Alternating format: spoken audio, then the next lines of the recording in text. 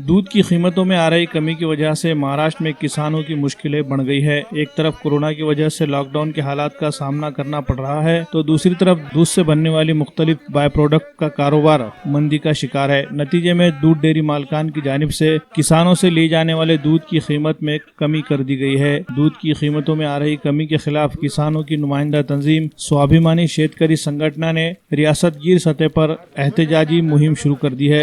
नांदेड़ में भी किसानों ने इस एहतजाज में शिरकत दर्ज की और दूध को ज़ाय करके कीमतों में आ रही कमी के खिलाफ अपने गम और गुस्से का इजहार किया। किसान मुजाहिरीन का मुतालबा है कि दूध की कीमतों में आ रही कमी से किसानों के लिए दूध का कारोबार करना मुश्किल होता जा रहा है। ऐसे में इस मसले के हल के लिए रियासती हुकूमत फी लीटर 5 रुपए सब्सिडी के तौर पर किसानों के खाते में जमा करवाएं, ताकि दूध के कारोबार में किसानों को हो रहे नुकसान से बचाया जा सके।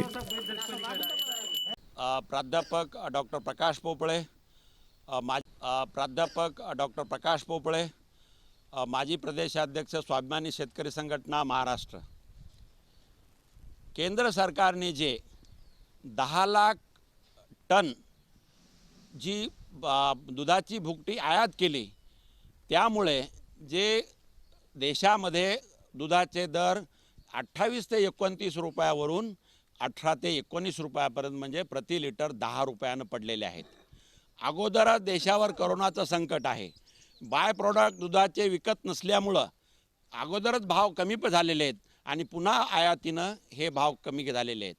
तरी आम्ही जे काही आमच्या बैलाला आणि मारुतीला दुधाचा अभिषेक करून हे केंद्र सरकारचा निषेध नोंदवण्यासाठी आम्ही हे आंदोलन करत आहोत।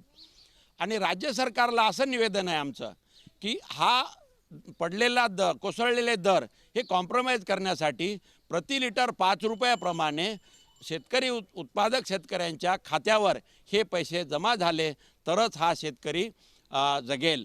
कारण अगोदरच शेतकऱ्यावर कोरोनाचं संकट आहे। फळ भाजीपाला वगैरेसाठी खूप मोठा प्रॉब्लेम झालेला आहे। द्राक्षाच्या बागा, संत्रा मोसंबीच्या बागाचे माल खूप दर कोसळले होते आणि पुन्हा हे दुधाचं संकट जर म्हटलं तर शेतकरी आणखीनच अडचणीत आहे। आणि त्यासाठी आम्ही पूर्ण महाराष्ट्रभर राजू शेट्टी साहेबांच्या नेतृत्वाखाली आम्ही आंदोलन करत आहोत।